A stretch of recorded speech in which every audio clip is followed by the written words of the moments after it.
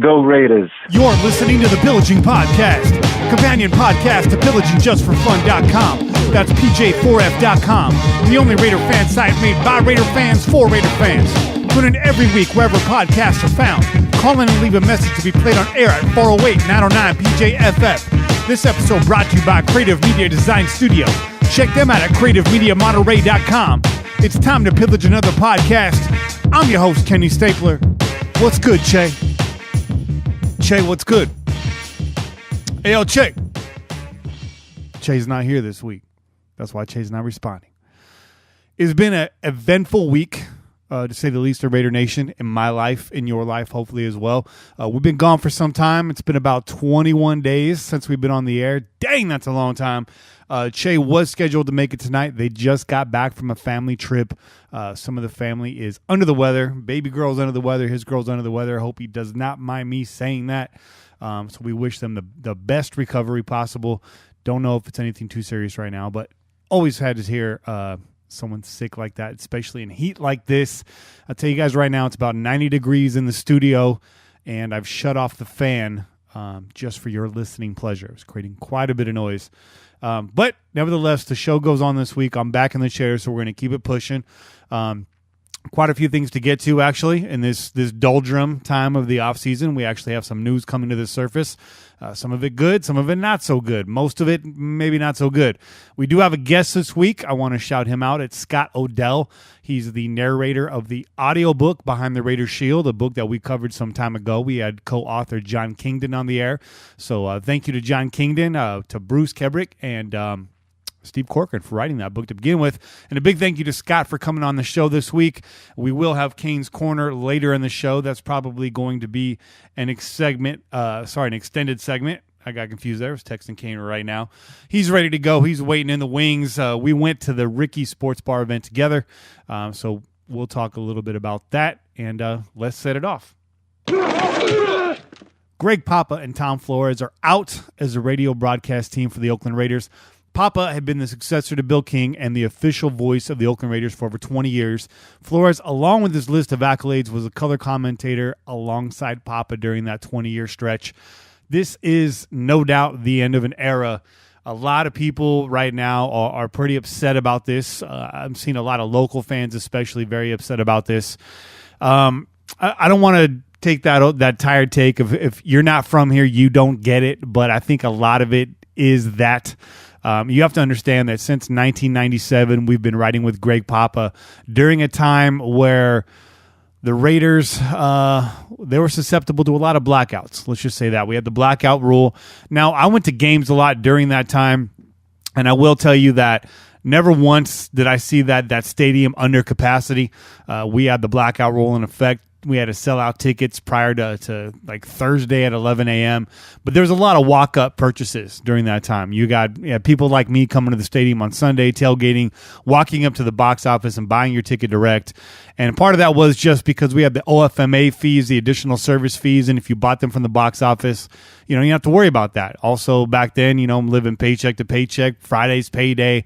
I get my paycheck Friday. I roll to the game with cash in hand. I know I'm going to get a ticket, and I'll sit wherever I get a seat. I'm not really that choosy, and that's what it was. And if we weren't going to games and the blackout was in effect, your best bet to see the game or to follow the game was to listen to the Raiders flagship station at that time, which was the Ticket 1050. Those of you from the Bay Area know about KTCT. That was an affiliate of KMBR 680. It was basically the Raiders station. It was the East Bay sports station. They covered the Raiders, the Warriors, and the A's. I do miss that station. You had JT the Brick on there. You had Papa. You had Jim Rome in the morning. It was not Raiders. It was not sports talk. It was sports smack. That was their tagline. And it was a good show. It was a good station. And you had Pop on there, and riding along with them was Tom Flores for nearly 20 years as well, along with his great list of accolades. Tom Flores was the color commentator alongside Greg Papa. Both of those guys are going to be missed. I know I got through a lot of games listening to Papa. That was before the era of illegal internet streaming and all of these sites that a lot of us have to use. Those of you that are outside the broadcast area, don't have the NFL ticket on Sunday. Those kinds of things. Papa's going to be missed. I know a lot of people, even watching the games on TV, would sync up the radio broadcast with the TV broadcast just to hear Papa over everybody else. And I know I've done that too. And those of you that didn't do either, you liked hearing the calls back on the radio or hearing the calls over the highlights that you watch on YouTube. Just that touchdown Raiders call, infamous. We're going to continue to use that call here on the Pillaging podcast. As you know, that's one of our sound drops, and we are not dropping it, for lack of a better word. I'm going to miss Greg Papa. We're going to talk more about this with Raider Cain as we get later in the show, but man, and to top it all off, he got fired while he was on vacation. So it's Sunday right now. I know he returns from his break tomorrow. He'll be on 95.7 The Game. I know some of you are salty because he does talk Niners. Hey, I'm salty about that too. But he's got a job, and he does work for the station when he's not working for the Raiders, which he's not anymore. But when he's not in the booth, he's not a Raiders employee. He's an employee of the game. And you got to talk about what drives the ratings. And according to them, it's the Niners. But hey, you don't have to listen to them no more. You can listen to us. Plenty of other podcasts out there, a lot of good talent there. It's a multifaceted conversation. You can listen to our show, get our takes, and of course you can listen to everyone else's. And as you guys know, we support everyone's voice here in the Raider Nation. So moving on. Musburger and Lincoln Kennedy are the new duo. They're going to be moving into the booth as Papa and Flores move out. This is an odd one, man. Musburger is catching a lot of flack. I believe he's like 79 years old. He's an older cat. Flores was an older cat too, and he's losing his job. Brent's gaining a job. What Brent has to do with Raider Nation, I really don't know, other than the fact that he resides in Las Vegas right now. He's been in the broadcasting game since about 1973. He began a sports writing career in 1968 with the now defunct Chicago's American newspaper. Musburger, long-spanning career, many important moments, many important games, but, nothing really to do with the Raiders. I think that's everyone's issue with it. I think the only real good thing that I'm anticipating out of this is because of his long career and his voice alongside big games is anytime Musburger announces a game, it kind of has a big game feel to it. So there's that. Secondly, he's got some funk that comes along with his accolades, and that goes back all the way to 1973.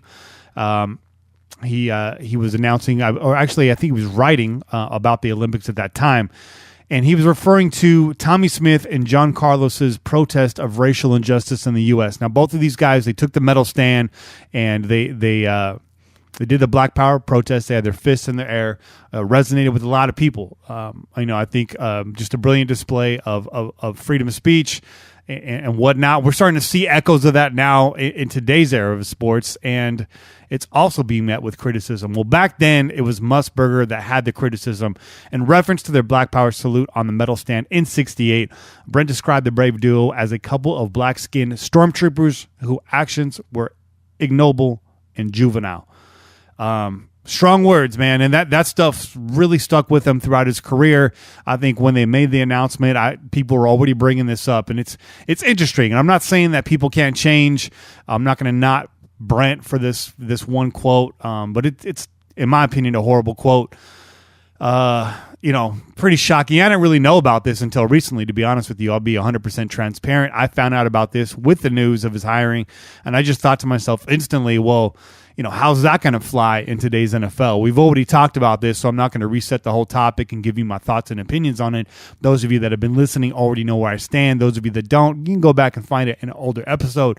But it's kind of an odd move, especially with the Raiders' history alongside racial equality and equal rights, stuff like that. Employing the first African American head coach, the first female team executive, and Amy Trask.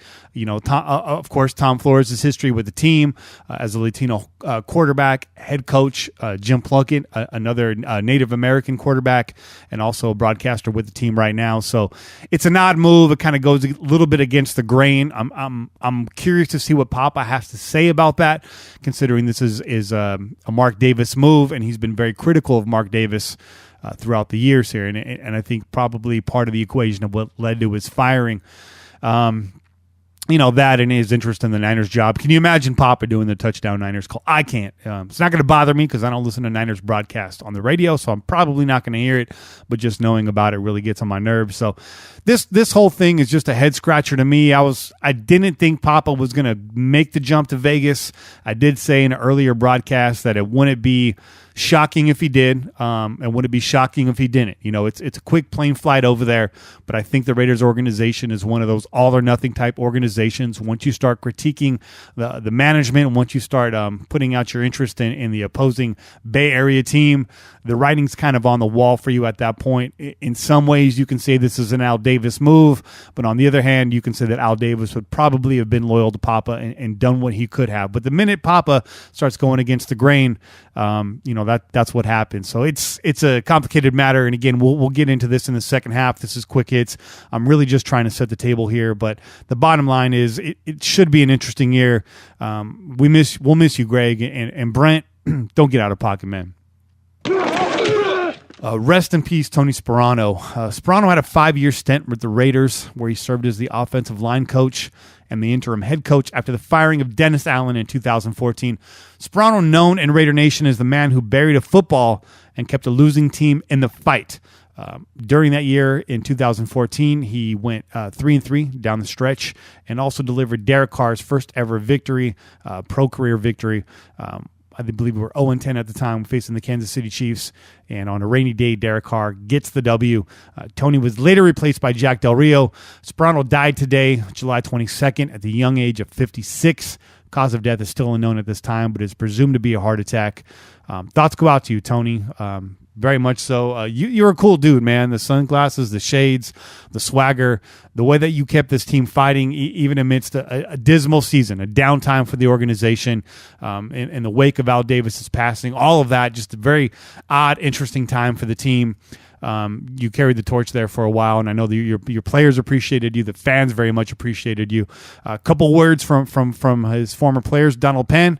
Penn says, "Damn, I'm at a loss for words. Rest in peace, Coach Sperano. Taught me so much, not just about football, about life. Also, one of the biggest reasons why I signed with the Raiders was because of you, Coach. Thanks for everything. Love you. Rest in peace." Derek Carr chiming in, "Sperano family, I am so sorry for your loss. Coach believed in me, trusted me, and stuck with me as a rookie. He would check on my family every head coach and QB meeting we would have. He was a great man. I love you, Coach." You can feel the sentiments. You can definitely feel the love from former players, and all you got to do is get on Twitter, read the news, and understand that this goes beyond Raider Nation. He touched every player that he worked with, touched their hearts, touched their families in ways that coaches are supposed to do, right? Coaches are always seen as these sort of magnanimous figures, on and off the field, very generous, very caring, even when they're hard-nosed and they can be brash on the field between the lines during practice. It's always said they do it because they love you, right? It's gonna hurt them more than it's gonna hurt you, type of thing. They're sort of stand-in father figures for a lot of guys. Definitely role models for most of their players, and some are better than others. Tony, you were definitely one of the great ones in that regard. So, Sperano, man, you will be missed. You will be remembered, and we'll be rooting for you up there, and hopefully you'll be rooting for us. Rest in peace, Tony. Last but not least, Jon Gruden threw a party, and you were all invited. Whether or not you came, I don't know. They were limiting the event to 500 people. We got there early. We got there way too early. Shout out to Silver and Black 666 for showing up and holding down a spot at 7 o'clock in the morning. He was the first person there. He was the only person there till about 10 o'clock. We showed up at about 10:30. Look, I'm going to sum this up in a nutshell because Cain was there with us, and so that's basically what we're going to get into during his segment. It wasn't as packed as we thought it might be. I'd estimate there's probably about 350 people there, maybe 500 people over the course of the entire afternoon. I think it was about a 4-hour event, but the crowd just wasn't as thick as I thought. In many ways, that was good for us, for the people in attendance. You had space to move around. You can talk to people. It wasn't too crazy. It was a hot day outside. It was probably even hotter inside Ricky's Sports Bar.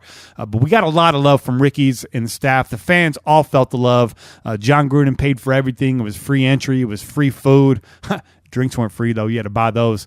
But, man, it was an incredible event. We heard from John. We heard from Reggie. We heard from Lester Hayes. You had all the legends out there. Cliff Branch was there. Mervyn Fernandez was there. Bill Romanowski was there. Hey, even Mark Davis showed up. He showed up late, but he showed up. I want to know how you feel about that. Definitely going to talk to you about how I feel about that and how Cain feels about that and just kind of how we felt about the whole event. It was a tremendous day. One thing that's going to be remembered. It might be one of the last great fan things that happens here in Oakland before the team moves. So if you didn't get there, if you missed it, I'm sad to tell you, you really missed something special. It was an incredible day. Even the whole day leading up to the event, we tailgated, parking lot and all that. It was a good time. Definitely a good time. But this is weird. I'm flying solo. So what I'm going to do is hit the break really quick. I got Scott Odell waiting in the wings, and we're going to get him on air because I need someone to talk to, folks. And so we're going to take a short break, and we'll be back in just a minute.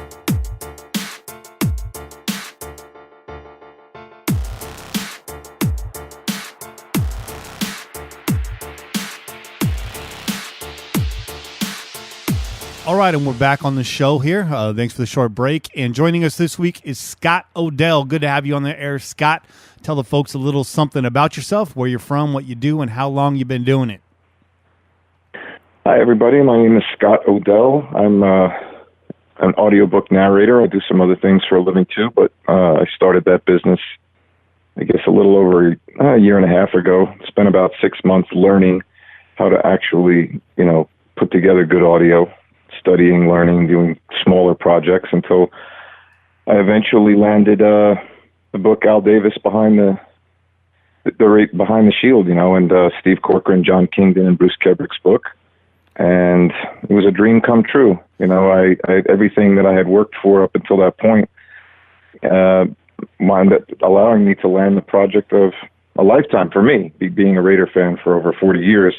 When I saw the book was available and didn't have a narrator, I contacted Steve, and it was perfect timing, and he got back to me, and we worked out the details and became friends, and he gave me a chance. It was a great moment in my life. It was a dream come true, man, especially for a Raider fan. Yeah, absolutely. I think that's one of the most interesting angles about this is that, you being a lifelong Raider fan and seeing this opportunity on the horizon and going out there and seizing it and then landing it.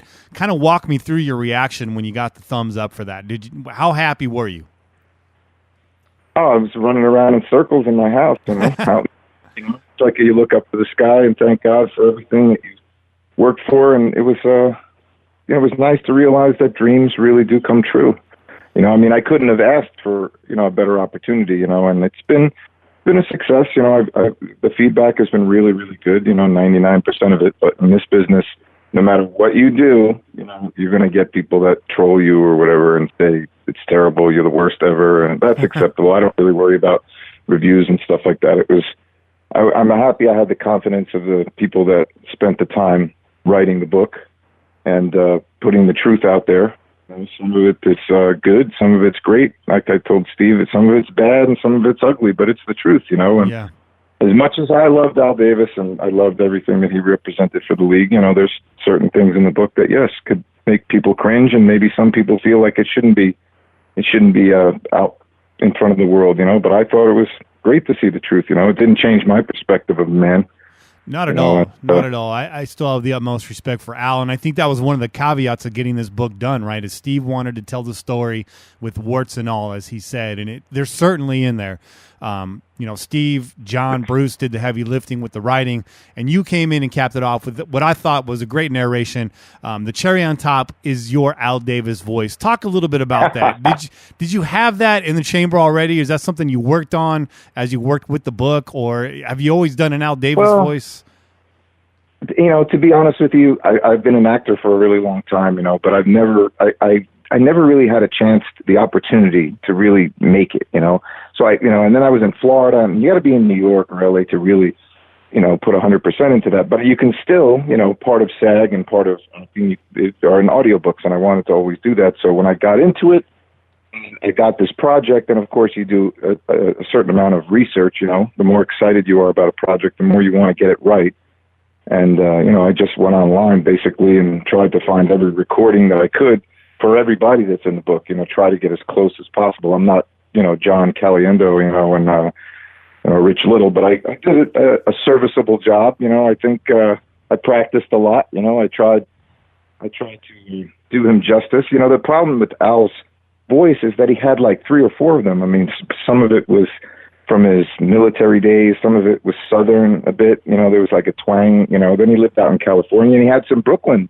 Yeah. And sometimes he would talk to people with a bit of a Brooklyn accent. So I tried to study as much as I could. I tried, to make people at least get lost for a little while to think that it may be him speaking. And there's quite a few speeches out there, especially the famous projector. I joked with Steve, I said, it's too bad you can't find that old projector somewhere and find out in the building if it's sitting somewhere and you can put it somewhere in one of these bookstores with all the books around it.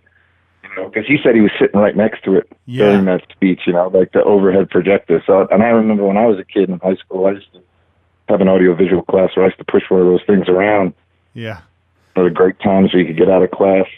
It's a lot of fun. But I definitely did quite a bit of research. And when you narrate books, sometimes you do things over and over and over and over again until you get it right. At least I do, to try my best, I haven't re-listened to it after it because when you work on a book, it's a marathon. I mean, it took several months to pull that book off, recording and making sure there was limited errors. If I hope there's not too many from the people that listen to the book, but I got to say, from being a 7-year-old kid and walking into Cantello Street, New Jersey, my uncle was sitting there, and I think I saw football for the first time, and it was the Super Bowl was on. It was the Raiders and Minnesota Vikings, and I had said to my uncle, I told Steve this story when I was trying to tell him that I was the best guy for the book, and I had said, I walked in and I said to my uncle, what is this? He told me it was football, and I said, well, what do you want to win? And he said, I want the Minnesota Vikings, and I said, well, I'll take the Raiders, and I sat there and I watched the game with him, and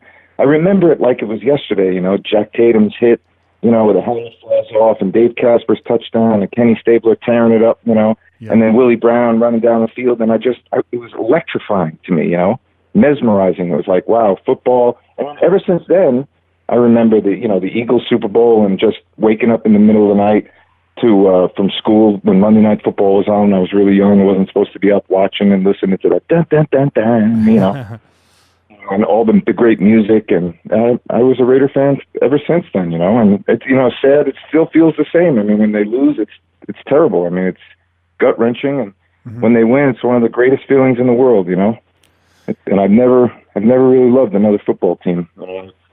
Watch football, of course, but I've never loved another team, since I'm a kid, I've always been a Raider fan. So this, going back to the dream, when I contacted Steve and, he finally got back to me weeks later and said, asked me how to walk him through the process of how this would happen. And then I started recording some things for him, and he said, yes, he believed in me. And I got to thank him because it was one of the great times of my life, all those guys, and giving me that opportunity. And I hope I didn't let them down. I hope the people that, have listened to the book enjoyed it. I hope there's more people that will, because I think they're missing out on something if they don't listen to it. Because like I said, there are some people that hate the fact that they see a lot of those mistakes and things that Al did.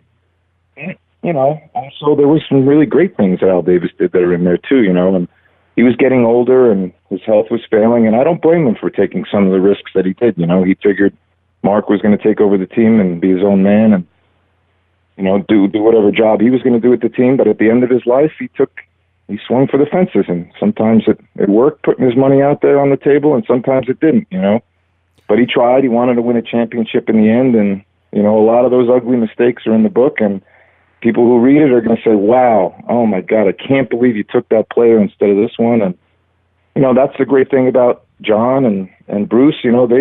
They were talented scouts. From everything that I read in that book, I'm amazed at the players that they wanted to bring in, and they would have chosen, but Al overrode a lot of those things, Some players they were wrong about, but some of the best stories in the book, are players that the Raiders could have had, but Al had a different vision at that time, and later in his life, obviously his vision changed from when he was younger. But all in all, if you want to know everything about the man, and we're all flawed people, You know, if you want to know the good, the bad, you know, it's all there, you know. I don't think it's a scathing portrayal about him at all, you know. No. I enjoyed reading the book. I probably read it 100 times because I worked on it for so long, but I enjoyed everything about that project. And again, I'll say it again to everybody, I'm very thankful that he gave me that dream. You know, I only wish I could repay him, you know. You know, it's not even about money. It's just, it was a childhood dream come true. Yeah. Everybody should pursue the things, you know, those kind of dreams, you know. Absolutely. And to be a Raider fan all my life and get that project, I mean, I'm complete, you know. Obviously, I'm still working and I'm still getting books and all that stuff, but I think that's definitely the golden egg, you know. So when's Mark's book coming out? Goose for me. I'm sorry? When's Mark's book coming out? Mark? You mean Mark Davis? Yeah. Well, from what I understand, there was some information in the book, but they decided not to write about that right now because it's right. The chapter on Mark is not finished yet, you know. Absolutely. It's probably better that was left out right now. And no, he seems to be doing a good job at this point, you know, at least where we're going now. I think there are great things ahead. And of course, I loved when Jon Gruden was there. A lot of people like to try to compare what happened in Tampa to what's going to happen here, and I don't understand that. But I think he's a great coach. I think he's better than what we've had, you know, in the last 10 years or so, you know, with Dennis and even Tony, you know, rest in peace. The Jack Del Rio situation, you know, started to work out well, and now, of course, it's in Gruden's hands. So I think they're going to do well. There might be some bumps in the road, but I think it's going to be big. Chucky's back. Everybody's going to be excited seeing all that TV play and those faces. Great calls, you know, the excitement, the language. I'm looking forward to it. I'm thrilled. Chucky's back. Absolutely He's thrilled. Fired up. It is a new era for Raider Nation. There's a lot of changes going on. One of the biggest changes this week was the voice of the Oakland Raiders. You being a voice guy yourself, what are your thoughts and feelings about Greg Papa now having to move on from the Oakland Raiders? And, you know, it's a new era. Now you got Musburger in the booth. You got Kennedy in the booth. As a man that's living out up there on the East Coast, on the Southeast Coast, I don't know, you know, how many radio broadcasts you listen to. I'm sure you're at least familiar with the touchdown call, but how do you feel about that? That's a great question.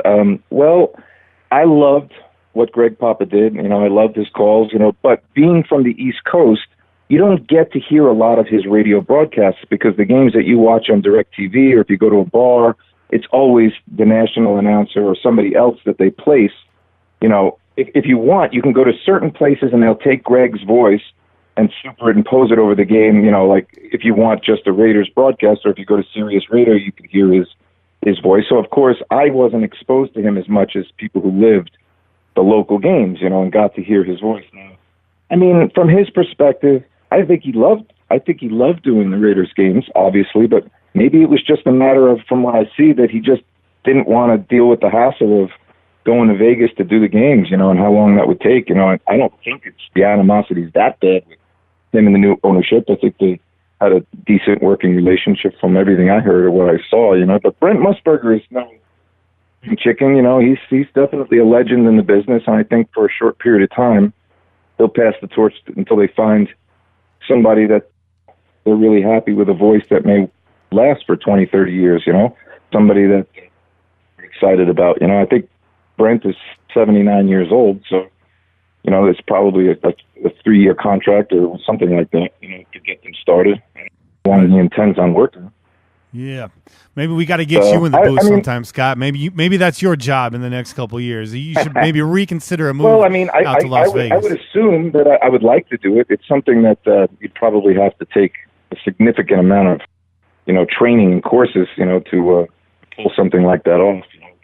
I'm happy with, you know, listening to Brent Musburger do it. You know, I wish Papa well, you know. Some people just don't like to leave their roots, you know. Yeah. The Warriors there, and I mean, I don't understand the San Francisco angle, you know, getting into that, you know, with Shanahan and all that, but you know, it's sad to see anything go that you love, you know. Well, one thing fans have to consider in terms of Greg Papa is I know he's branded as a Raiders guy. He's branded as the Raiders voice, but he's had roots in the Bay Area for quite a while now. And he used to do the A's television broadcast with Ray Fosse. He still does Warriors pre and post game. He's done some Giants pre-post game. I mean, the guy has his fingers all over Bay Area sports. And now I know he can take a plane out to Vegas.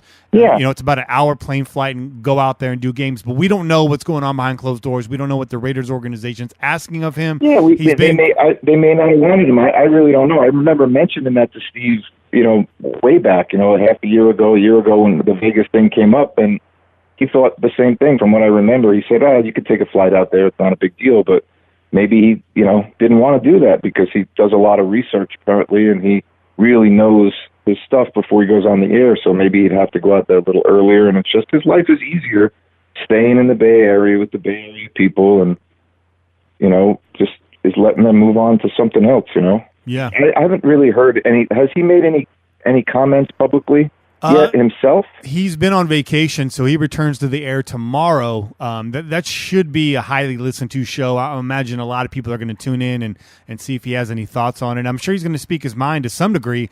I don't think that Papa's going to bash the organization, but I don't think he's going to pull all of his punches. I think a lot of what's happened here has to do with the fact that he has been critical of Mark lately. He has been critical of the organization, and he did put it out there. I think it was late last season or sometime during this offseason that there was interest in possibly pursuing a job with the 49ers. So when you make those kind of comments public, especially, when you work for an organization like the Oakland Raiders, they're very possessive, right?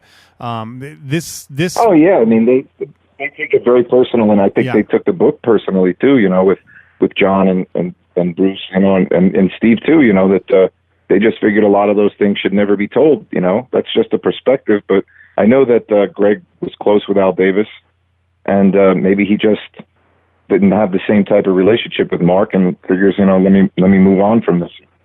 Yeah, they gave him a lot. He gave them a lot. I think if I had to guess, that's probably a big part of it. I think the relationship there soured a bit, and the Raiders decided it's time to move on. And Greg had already alluded to the fact that he wasn't going to. So this is a situation you end up with. I know there's a lot of fans that have taken this really hard.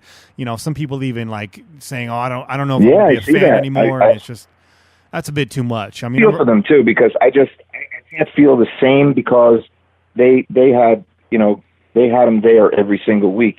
Here we were exposed to him, but not as much because all local games they used his voice out there. Here, they don't do that. So, you miss out on what he was doing, and he definitely understands the game. That's for sure. He understood Raiders better than anybody. I like the fact that Lincoln's going to join them in the booth. Yeah. I always liked hearing him on the radio. So yeah, it's really good for them. Yeah. I didn't even know Brent was still working. So I was shocked when I heard his name, but I he is a legend.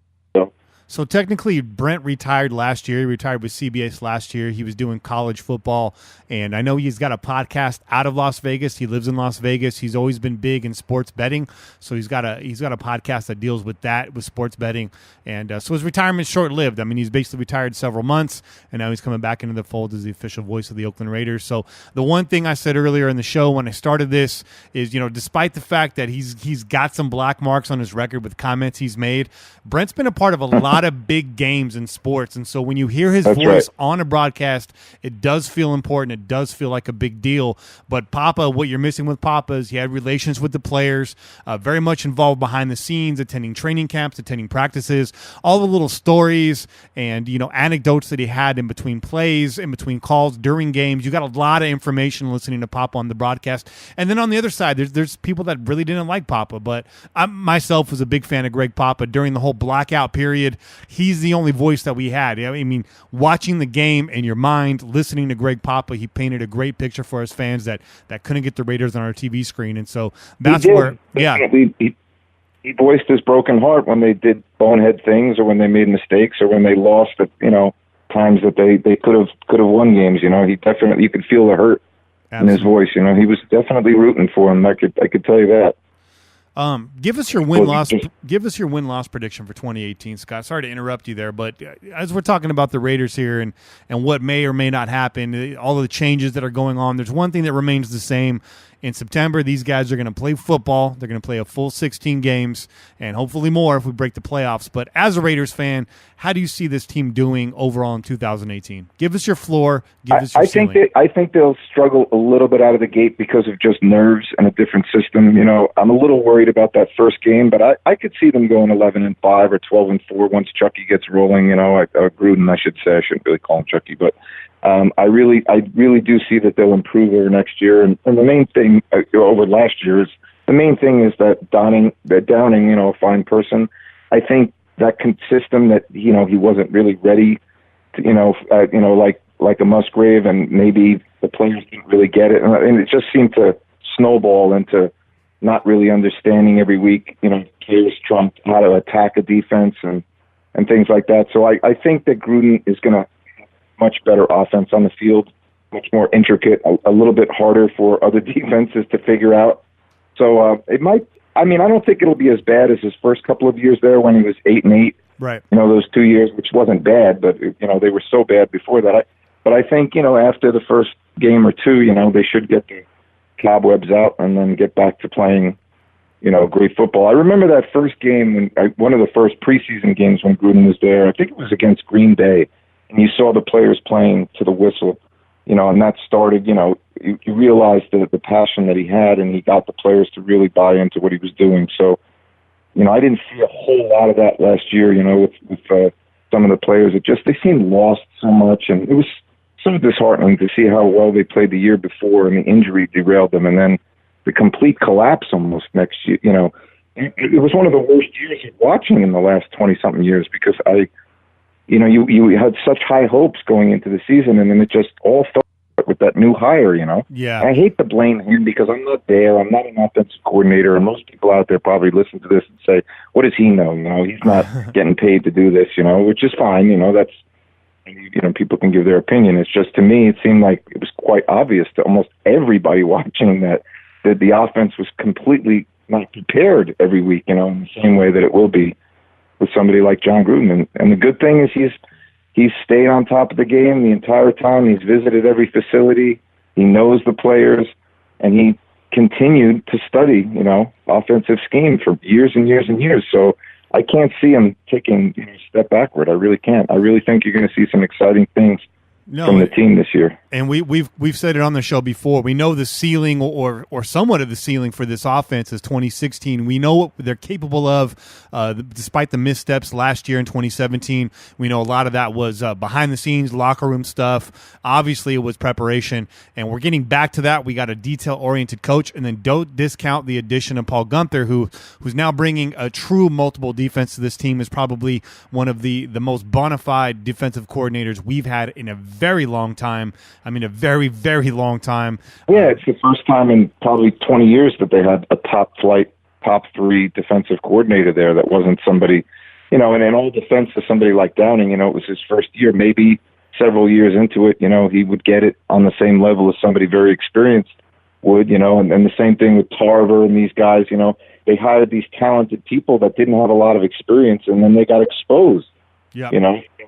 I don't see that happening with Guenther because he's been there and he's led some pretty great defense. Yeah. In his career. So I think he'll maximize the talent that they do have. I'm still worried about corner and a couple of different defensive positions. They seem to not be worried about it. So we'll see. If they can develop a really big pass rush, you don't really need corners as much. That's another thing. Your corners, bad pass rush, no corners hold up. No matter who you are. So. Yep. If they can get a little bit better of a pass rush, and he's really good at that, Guenther, then maybe some of these guys will develop and look like stars, Absolutely. I'm excited. Yeah, be excited. Let me ask you something. Yes, how do you feel about the move to Las Vegas? As a Bay Area fan, it's very difficult to watch because I've had this team right here in my backyard for about half my life. As a child growing up, I was a fan of the Raiders while they were in Los Angeles. I didn't quite get it at that time, but when they returned to the Bay Area, my dad took me to the first home game. And at that point, I was already a Raiders fan, but at that point, it all kind of clicked into place. I started going to games in the late 90s, and I rode through the games with Jon Gruden, that whole era. I kept going to games. And so I've been riding with this team in Oakland for quite a while. So I think it's really going to hit me when they move, but my initial reaction was just absolute disappointment, because even if the team wanted to get it done here in Oakland, it didn't seem like the city of Oakland was willing to play ball. So there's a lot of there's a lot of madness. There's a lot of disgruntled fans out here that I want to blame the team. I think there's a lot of blame to go around. But one thing I do know about Al Davis is that he loved Las Vegas himself. So I don't know that he would have done much different if he was still alive today. I mean, considering the fact that Oakland did not want to play ball, the options were limited. I know a lot of fans wanted to see him stay in California. They tried to go to Los Angeles. They voted us out. Again, that wasn't our fault. I would have liked to see him try to make a move to somewhere like Sacramento, but then you got a history with Sacramento and the Kings. They almost lost their team. How are they going to land an NFL franchise? But you got a lot of Raider fans up there. You got a lot of real estate up there. But I mean, at least they're not moving across the country. There was talk of them moving to San Antonio. That made absolutely zero sense to me. Is Vegas a Raiders town? I mean, we're going to find out. It will be. Yeah, it will be. They certainly embrace the Knights. It definitely will be. You got a lot of California transplants out there. I spent some time out in Vegas. You got a lot of California people out there. I'm hearing there's a lot of excitement, and some people that go out there tell me I'm not hearing any whispers, but it looks like the apparel is showing up in the stores. The excitement's starting to grow. I think the question that most fans have is, what's the game day experience going to be like? And I can tell you without a doubt, it's not going to be anything like it is here in Oakland. It just can't be. It's a whole different venue. You're not going to take all the same people and move them over there. You don't have, a tremendous amount of parking. The Oakland Coliseum has just parking and tailgating for as far as the eye can see. You got the BART station. Yeah. You got the airport that's like 2 miles away. You got a major freeway right there. There's just so many ways to get to the game, and it's just that's going to be the different part. The fan experience of the Raiders in Vegas is going to be completely different, and I think that's what I'm most heartbroken about. What I'm excited about is to see this team finally get a state-of-the-art, shiny silver and black stadium that they deserve.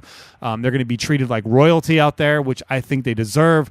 The organization's commitment to excellence, it's going to show up in the form of this structure. But where that structure is sitting geographically on the map, I mean, myself, I'm very disappointed about it. But I'm not going to go as far to say I'm not going to be a Raider fan. I'm still going to be a Raider fan. I'm still going to be the show. I'm still going to be the voice of the Bay Area out here for the fans, at least. I mean, one of the voices. I'm not saying I'm the man, but we're going to continue to represent out here for the Bay Area. And for those fans that have given up on the team, I'm sorry, man. I'm really sorry. I get it. I don't agree with it. I think if you're a fan, you're a fan to the very end, but you have every right to jump ship. You have every right. I understand why you're so upset. I know guys that have lived in Oakland their entire life. They haven't missed a home game, and so they got every right to be this upset. Their team. Oh, they'll be devastated. The thing is, the truth of it is, for me, they had many opportunities that community to build a stadium out there, and it didn't work out.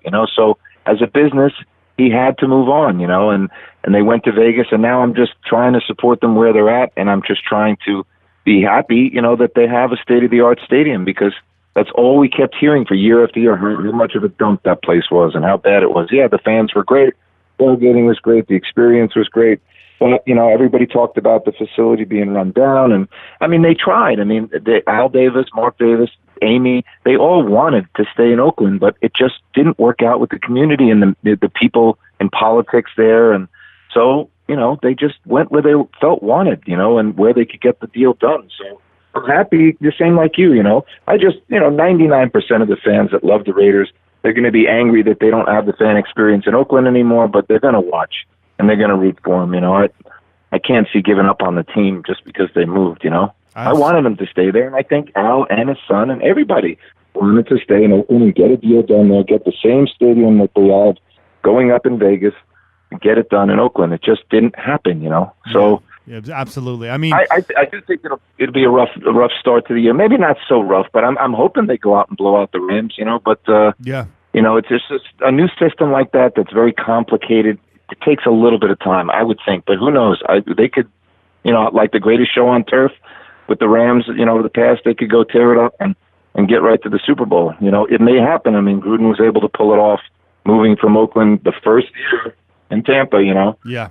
Space his whole team. So, I mean, that definitely could happen. And that he's going to work very, very hard, because he's got a big ego himself and he believes in his trade. And he's going to want to make sure that those players are on the same page as him and work as hard as him. And, he wants. He wants to win. Absolutely. Just to reset the point that you made a few minutes ago. Sure. You said it's not going to look the same as it did in Tampa. And when he was in Tampa, it didn't look the same as when he was in Oakland. And it's been some time now, right? It's been over a decade. Look for Jon Gruden to come in here with the expectation that he's going to blow the doors off of this thing. He's got more than just Raider fans to prove it to. He's got the entire world watching. He's the face of the Monday Night Football broadcast for years. He knows what he's up against. And after seeing him on Friday, he's absolutely fired up. Ricky's management came out to us in the parking lot early in the morning. They said, this is all Jon. This is not the Oakland Raiders. Jon insisted on this. Jon paid for all of this. The reason being is he's getting ready to go out to training camp this week, and he needs the passion. He needs to feel the vibration and the energy of Raider Nation before he takes off. And I hope he got what he needed. And, we wish him the best as he heads off to Napa.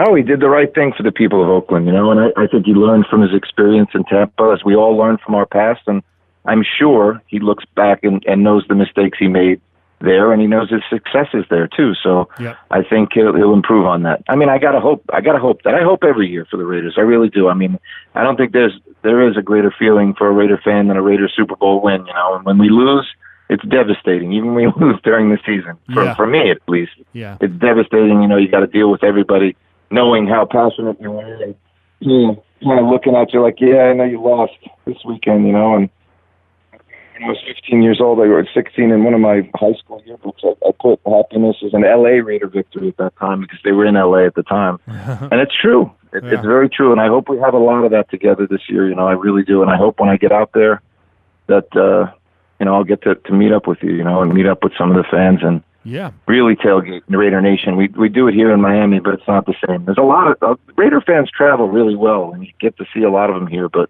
it's not the same as when 99% of them are, rowdy. I'd love to get out there this year. Can't wait. Absolutely. You go to every home game? We get about 7 a year now. I usually get out to about 5 or 6. I'm aiming for 6 this year, or 5 and 1 away game. I'm eyeballing that week 2 Denver game. Might roll out there with Cain, and there's an outside shot I might make it to Kansas City this year for that. It's not New Year's Eve, but I believe it's December 30th game. It's supposed to be a cold one. I was out in KC last year. I'd like to get back to Arrowhead and walk away with a W, but yeah, man, make sure you let us know if you come out here. We'll definitely take care of you. We got a long-running tailgate. We got a lot of folks, a lot of good food, and we'll make sure you get the right fan experience when you come out here. And we appreciate you coming on the show this week, Scott. We had a great experience. I hope so. I hope people get a chance to read the book if they can, or if they get a chance to listen to it through Audible. It really is great. I was happy to do it, and let us know. Yeah. Let us know. Hopefully, there's more Raider stories to be told. And before you get out of here, why don't you let people know how they can find you on social media so they can get in touch with you or get a link to the book and get on top of that. What's your Twitter handle?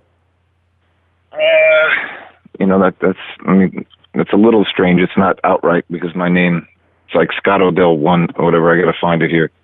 You caught me off guard here. I know you can link through it through you. But the book itself, obviously, is Al Davis Behind the Raider Shield. They can go through Amazon and get hardcover book. You can get a paperback. I believe you can get a digital download through Kindle. And if you go through audible.com, you can pick up our book, the Audible version. And if it's your first book, it's free, if you join audible.com. So I think you'll like it, let me know. Let me see if I can find here the actual Twitter handle. You could always find me on Facebook, but yeah, I got you right here. It's Scott Odell 3. That's SCOTTODLL and the number 3. Make sure you guys find him and follow him on Twitter. Tremendous Raider fan, the voice of Behind the Raider Shield, and all the way from Florida. Thanks again for calling in, Scott. We appreciate it and look forward to talking to you again in the future. Thank you very much. I appreciate you and all the Raider fans, and again Steve and Bruce and John and everybody involved in the production and giving me a chance at that dream. Thanks for giving out my Twitter handle here. I was always looking at Scott Odell, but there's a 3 on the end of it. So, all right, buddy, I appreciate it very, very much. Thanks a lot for your time. Yes, sir. Take care, Scott. Go Raiders. Go Raiders. All right, folks, that was Scott Odell. We're up against the break right now. Long segment, but a good segment. Make sure you pick up that book, Behind the Raider Shield. And if you don't have time to read, you have time to listen. You can listen to it in the car, on your phone, at the desk, at work, while you're working out. Whatever it is, make sure you check it out. Big thank you to Scott Odell for coming on the show. So we're going to take a short break. We're going to hear from your calls. And when we come back on the other side, we will respond to those calls. And, of course, your favorite segment, Cain's Corner, coming up next. We out here. Go Raiders.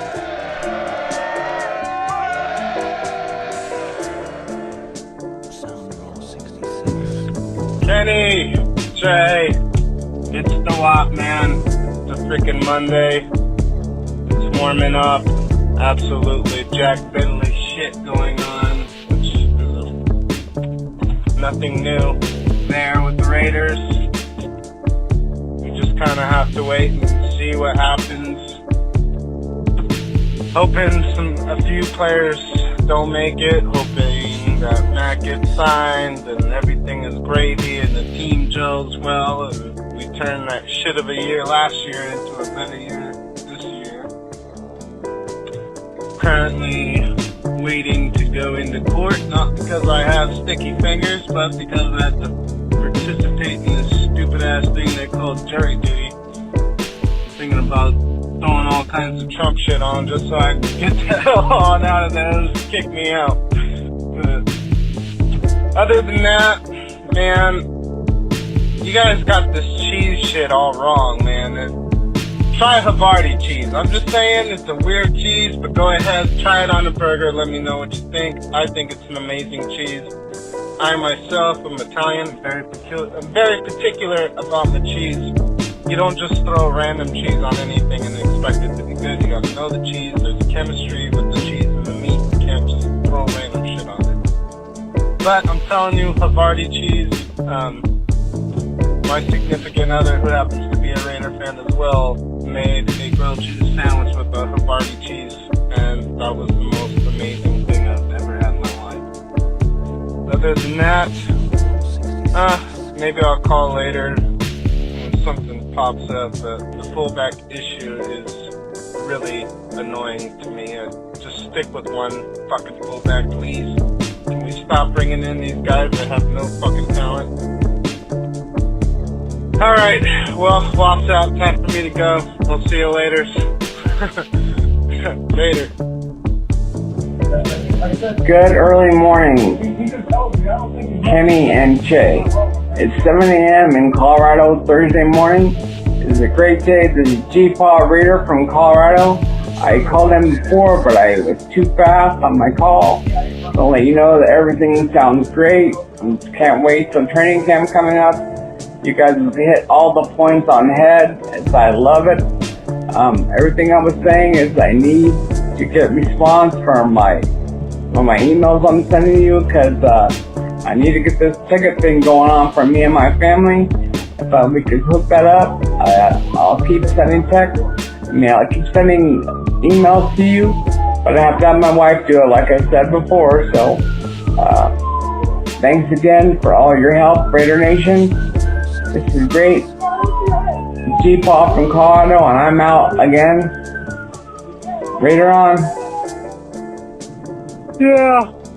Can I get a Raiders podcast this weekend? That's great. Thank you. What's up, Kenny? Jay? Cain?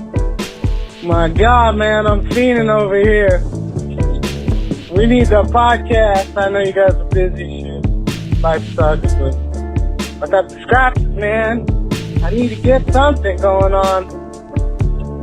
I've recently read this article about Jimmy Garoppolo and Derek Carr.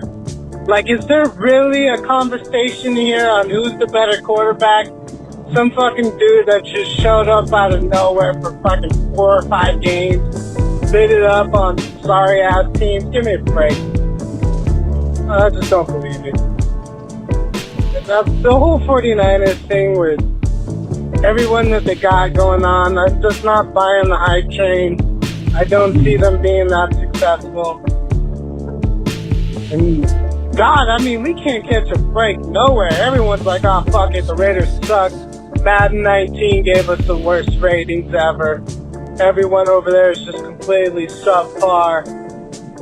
I mean, they did it to almost to us on every single game. The Raiders are just straight fucking garbage. I hate that. That just shows you the true animosity towards our team. But other than that, ain't shit going on. Waiting for, camp to go. I want to see what the roster looks like. I saw the first team rosters. It looks alright. Other than that, guys, hope to see you soon. I gotta hear something, man. Hopefully, I'm dying here. The wild is dying. Alright, you guys have a good one. See ya. What is up, pillagers? It's your boy, Only One Checker, out here, Twitter handle from Napa. Fresh off my Jon Gruden party out there at Ricky's yesterday. Met you guys. Fucking awesome. That was cool. You guys are a couple cool dudes. Love the show, as always. But, man, what a sight yesterday. Raider fans, if you guys weren't there, you guys really missed out, man, because it was all free. And that's one of my favorite things. If it's free, it's me, and I want free. But it was nothing like seeing a bunch of adults running around like little kids with pens, trying to get autographs from their favorite superstars. It was great. Jon Gruden handled it like a true professional, like we knew he would, out there sweating, long sleeve shirt, grinding. He must have signed everybody's autograph and took a picture with everybody that asked him. Stayed late. It was great, man. It was great for Raider fans. It was definitely better than any season ticket package gift I have ever received. So on that, thank you to Ricky's and Jon Gruden for putting that out there. Little Gruden, Mike Gruden on the ones and twos. Got some moves. It was a little soft there. Started throwing some Mac Trey on the end, and that started getting everybody a little hyped up. So that was cool, man. But yeah, I talked to him for a minute. He's definitely digging the Bay Area. I told him just wait till game day, dude. Walk around, just wait till game day. But yeah, man, just wanted to reach out. Love the podcast.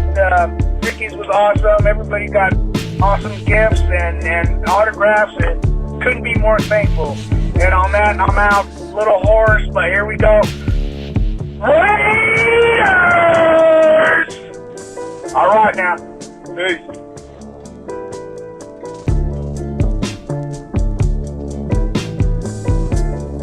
And we're back. Yes, heard from some of your calls, so let's go over those real quick before we get to Cain here. Great call, Wop. That was a bit of an older call. We've been off the air here for a while. It is hot. I'm glad you're not getting arrested. I'm glad you're going to jury duty.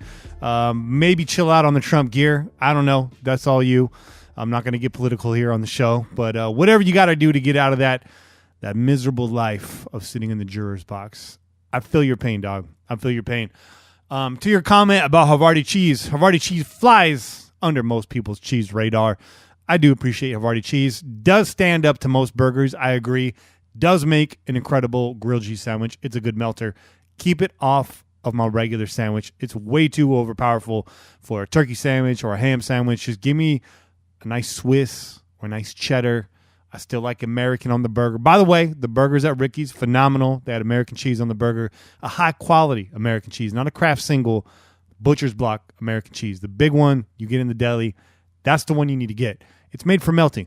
Yes, there are other great melting cheeses. Yes, there are burgers that have other delicious cheeses. I'm not disputing that. Stay in your lane, Giant. I got you. I'm just saying. Havarti, good on a burger, great on a grilled cheese. Keep it off my sandwich. G-Paw Raider, thanks for calling in again, man. We're looking forward to camp as well. We're going to keep you updated. I know Cain's headed out to camp. I got Dirt Lots headed out to camp. A lot of our guys in the Pillager crew going out to camp. Sadly, I'm not going to be able to make it out there. Several of you have been generous enough to offer me tickets, but I'm not going to be able to get away for that, unfortunately. But keep us informed. We'll have some of you guys on. Maybe give us some of the stuff that you've gleaned by watching camp, which you can tell us, and maybe a little bit of what you can't tell us. But yeah, we're looking forward to camp too. We know you're trying to get a ticket to the game, G-Paw. I'm going to try to help you out. Dirt Lot, if you're listening to this, hit me up. Give me a call. I know we got to get together soon to make that exchange happen. If I don't hear from you in a couple of days, I'm going to hit you up as soon as my schedule breaks, and we're going to try to figure out how to get G-Paw and his family out here. I know he's looking for a special ticket, so you're the guy to talk to. Thanks a lot, Dirt Loud. I'll talk to you about that soon. G-Paw, stay in touch. I know I'm not fast on the emails. It's because I don't like to respond unless I have something to actually tell you. So just hang in there. When I got some news for you, I'll let you know. The season is a ways away, but if you can, let me know if there's any particular game you want to come out to, if there's anything that works better for your schedule, and we'll go from there. So I just want to let you know that on the air, and I will be touching base with you via email soon. WAP chiming in again. Yeah, man, it's been a while since we've been on air. I know. First week we missed, just some personal things going on, a lot of things that stem from that previous episode. All good news, but a lot of change happening in my life for the better. But it's time of transition, and transition can be difficult at times. And then part of that was I actually got to fly out to Albuquerque last week to visit my daughter.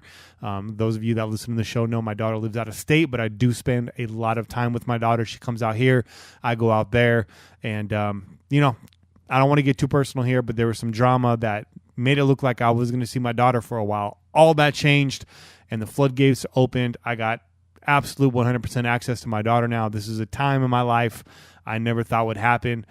Very emotional about it, a lot of feelings about it, but I'm really happy. That's the most important person in my life, and so to actually get out there and be able to visit her at a time where I didn't think I was going to see her probably until December was great. I'm going to get to go out there as much as I can now. I can talk to her anytime I want. I've been texting her every day. It's a good time for me. It's definitely a new beginning for me and my daughter, whose relationship we've always been solid. She's my best friend. I'm one of her best friends. She's 9. She's got a ton of best friends at this point, but we've always had a great relationship. But the access has been something else. So luckily that barrier, that obstacle has been lifted, and to have that kind of freedom in my life is great. So that's where I was last week.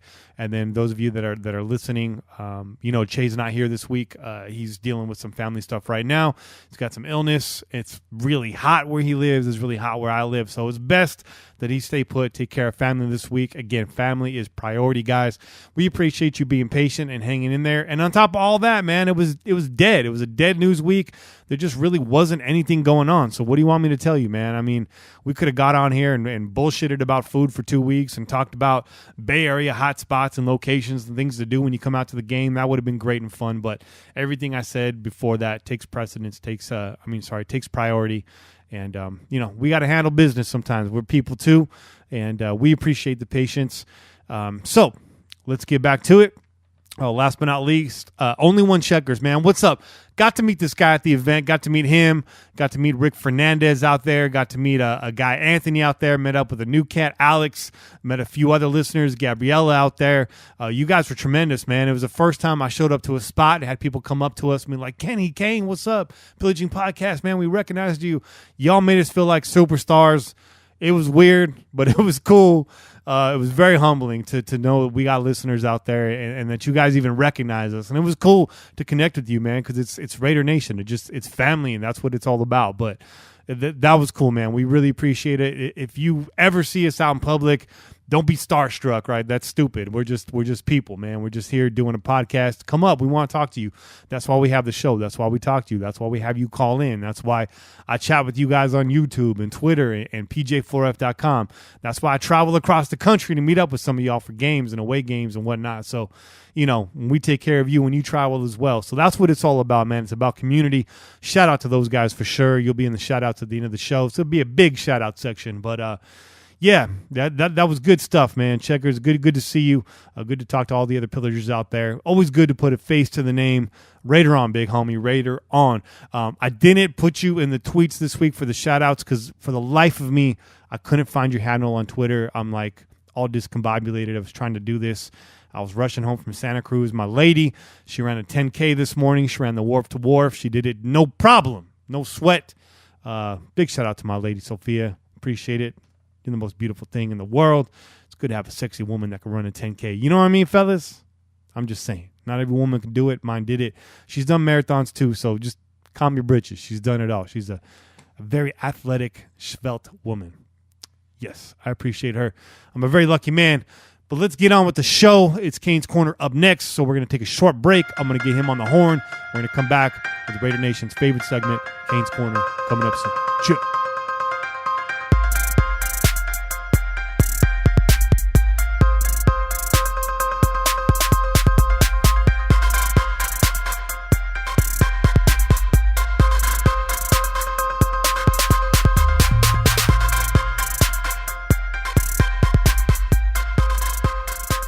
All right, and we're back with Cain's Corner, brought to you every week by NFLshop.com. Make sure you go to pj4f.com. Find the banner. It's on the side, on your desktop, on the bottom of your screen, on mobile. Scroll all the way down. Click through that banner. Buy yourself a brand new, crisp, clean Raiders jersey for the 2018 season, and a part of your purchase goes straight to pj4f.com. We take every little bit that we can get. We put it right back into the show. We've had some tremendous donations this week. We're going to shout you guys out later in the show. But without further ado, it's Raider Cain. What's up, Cain? How you doing, man? What's up, Kenny? I'm all right, man.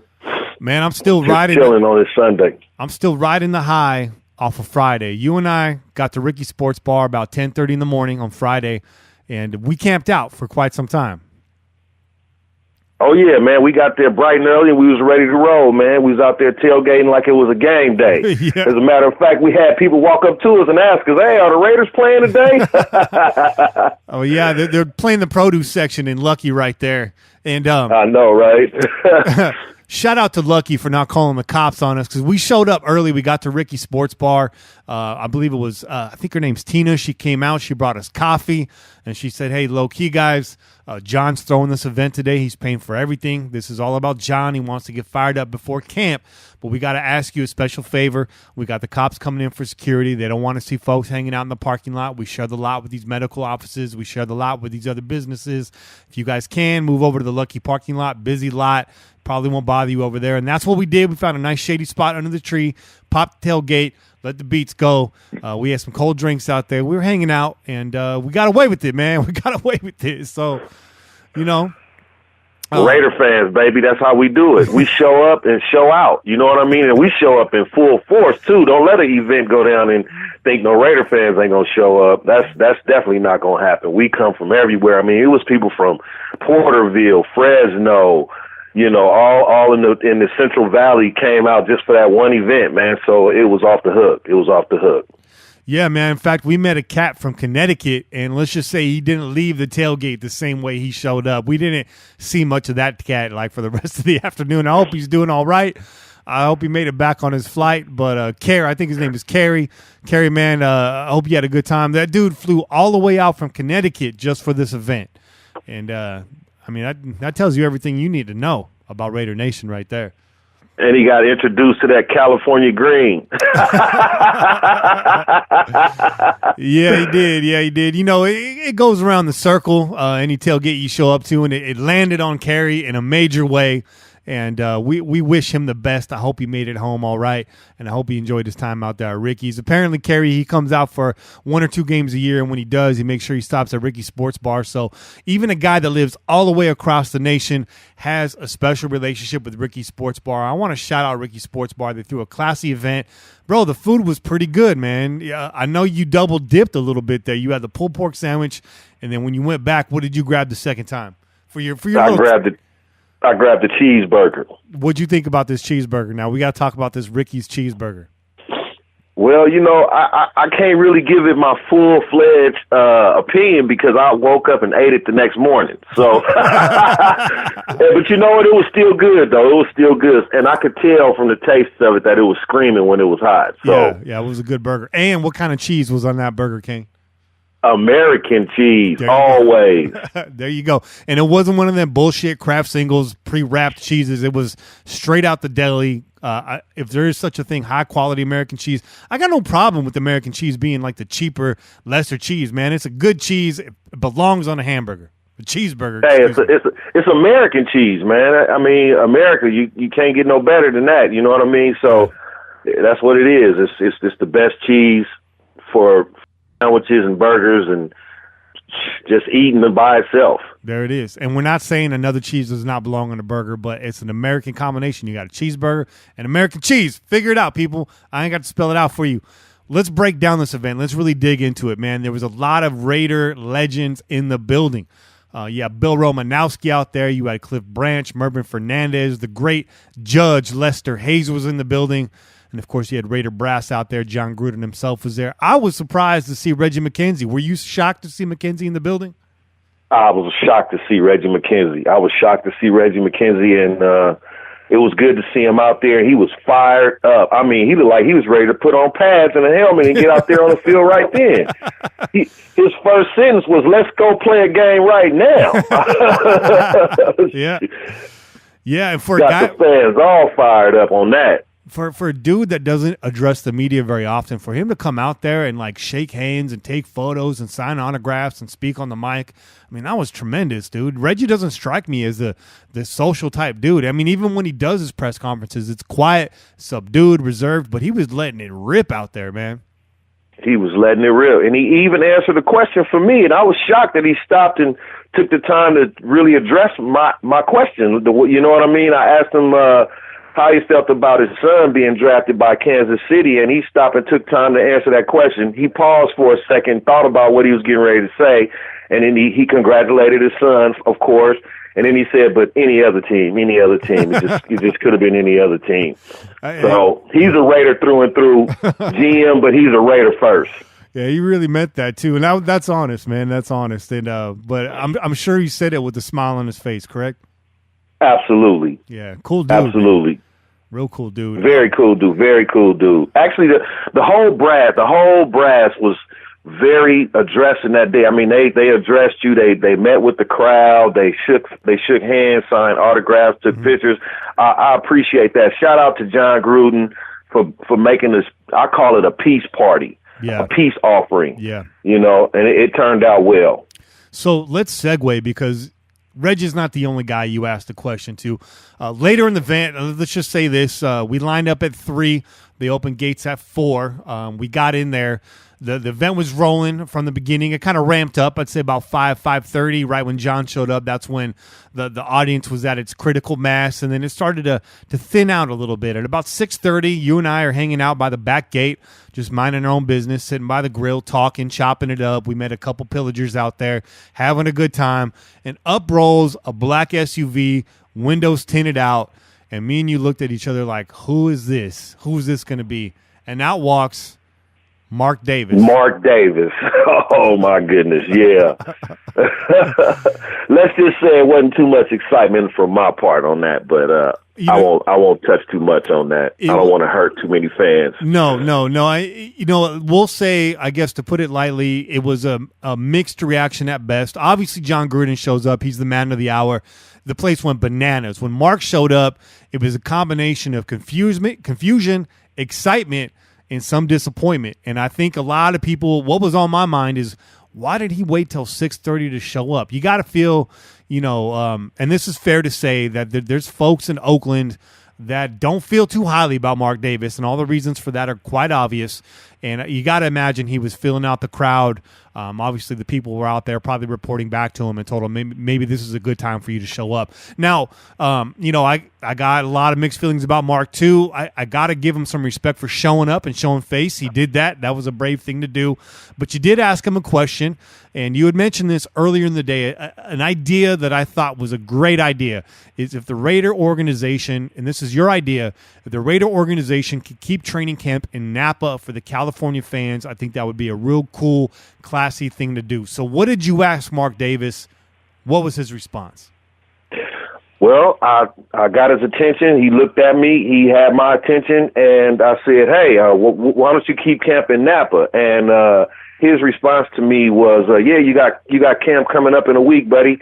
And he started walking, towards me, but past me. And as he was passing by, I said, "No, I meant 2021." And he just kind of giggled and walked off. He doesn't want to talk about it, or, in my opinion, take any accountability for, having to explain his reasons. So It is what it is. Well, I'm glad you fired that question at him. I think it was a respectable way of kind of checking to see where he's at. You know, there's people that you know, they threw the F-bomb at him and stuff, and then there was just as many people, more people really, you know, lining up to get his autograph and take pictures. So there was love and there was hate in the building. Definitely more love. I'm going to be fair and say that there was definitely more people, you know, excited to see him. But I thought that was a good question to ask, and you know, disappointing response. I just think that's a great idea, and that's the reason why I brought it up is leaving something behind here for the California fans, because if I'm already hearing words that Jerry Jones might swoop and move Cowboys training camp out to Napa. That doesn't make a whole lot of sense, but it's a rumor I saw on Twitter this morning. Take it for what it is. It's a rumor on Twitter, but you know, if it's true, there's somebody else with their eyes on Napa. It would just be really cool to have the silver and black there. At least we, as Cali fans and those that are Cali season ticket holders here in Northern California, would be able to go up and still take advantage of that. Something that us California fans can still lay claim to and own a little bit. But man, I thought that was great. You had the courage, and the way you asked him to, man, it was respectful. It was on the level.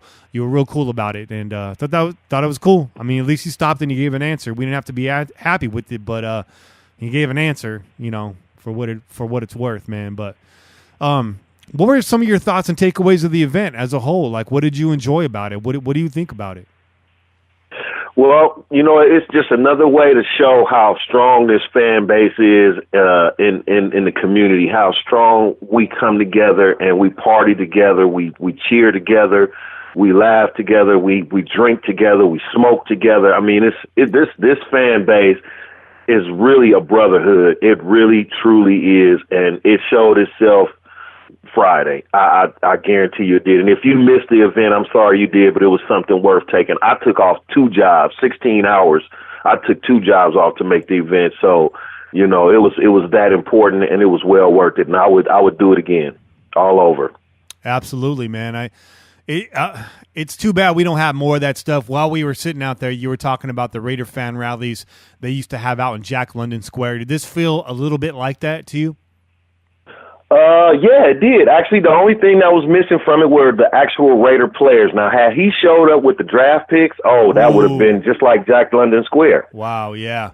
Yeah, or if there, just it didn't have players. If the players were there, you're looking at a really bona fide Raider rally from the late 90s, early 2000s. Yeah, that would have been cool. I would imagine the new CBA has probably something to do with that, right? Them not being able to be in the same building with each other right now. You think that had something to do with it?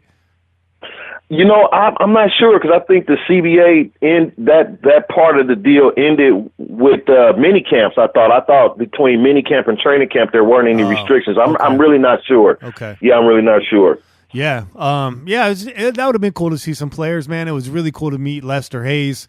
Obviously I wasn't avidly watching football during his era. You got a few years on me, Cain, but looking back, you know, growing up, a lot of Raider fans embrace the history. Even if you weren't around for it, you've gone back, you've watched the highlights, you've watched the NFL film special. Sometimes you're lucky enough to find a full game on YouTube or in someone's archives, and Lester Hayes is one of those guys that really epitomizes what it means to be a Raider. Guys like him, Jack Tatum, Kenny Stabler.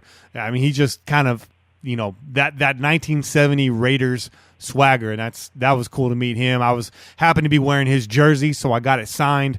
I'm never going to wear that jersey again. Like you said, that's going in a frame now, and that was a cool event, man. I'd like to see the organization do more of this down the road as just sort of a parting gift, or, you know, I don't know what to call it really, but as they leave Oakland, it'd be good to leave the fans with a few memories like this before they go. So, man, it was unreal to see Jon Gruden right there. Now, you've met him before. We talked about this a little bit. You met him when you were a younger man. You know, did he look different to you? Was his energy the same? I mean, it was electric the moment he walked out onto that patio. How did this compare to when you first met him? He hasn't changed a bit. He's gotten older, but he doesn't look like it. He's still got that fire. He's still got that energy. He's got that passion. Same Jon Gruden. Dirty football hat, football dress, and he just looked like he was ready to get out there and coach a game.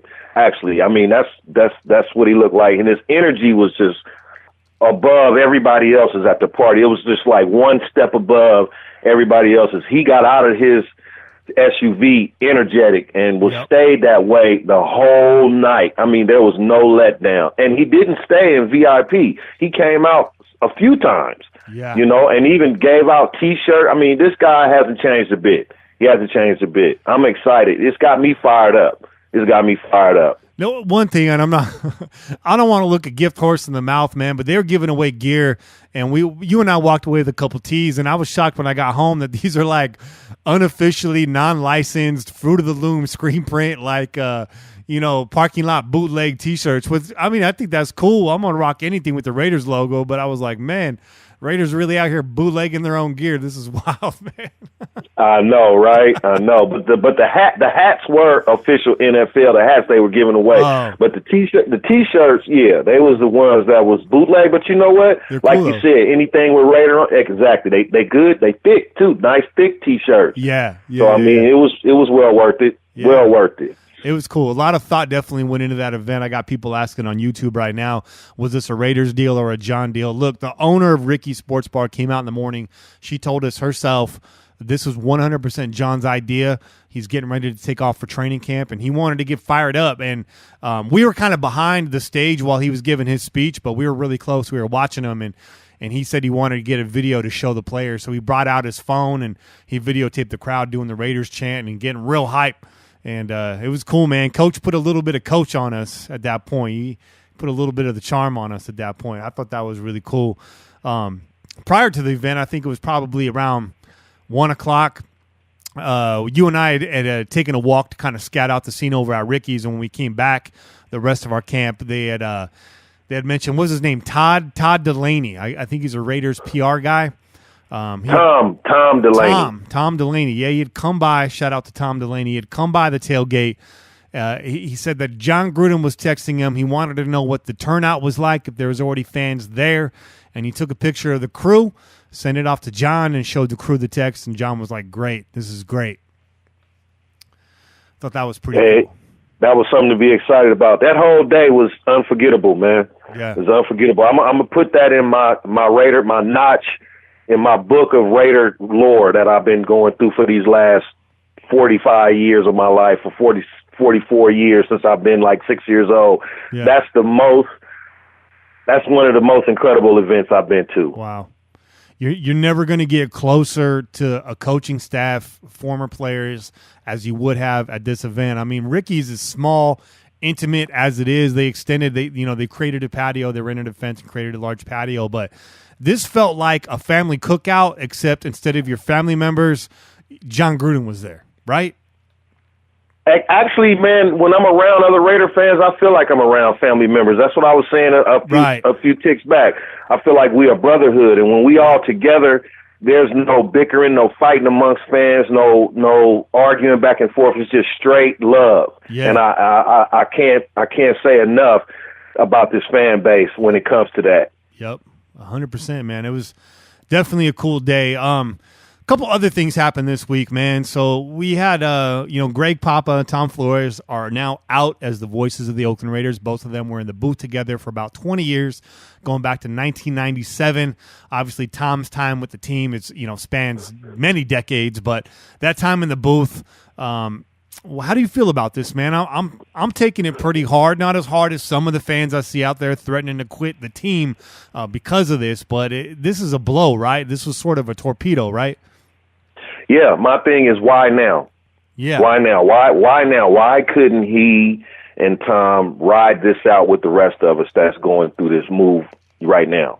You know, my thing is, okay, if you want to change in Vegas, if Papa doesn't want to go to Vegas, then, let that be in 2020.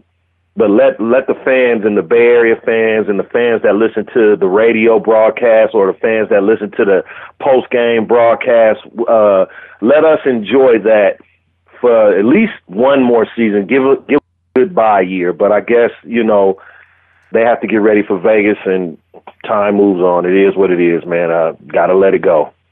Yeah, I think that is a really disappointing thing about this is Papa and his rapport with Jon Gruden. I was really looking forward to hearing those post-game interviews with him on the air, on Monday afternoon, Tuesday afternoon, and just seeing Papa kind of ride out the rest of the Oakland tenure.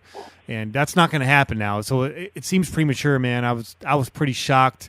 I knew this was going to happen just by what Papa was saying. I just, like you, I didn't think it was going to happen this soon. So, man, his voice is going to be missed. I'm going to reserve judgment on Musburger until I hear it and hear what it sounds like. And let's be honest, you and I are usually at the game during that time. But, I'll listen back, or at least in the highlights. It's just, not even listening, it's just going to be weird just knowing that he's not there.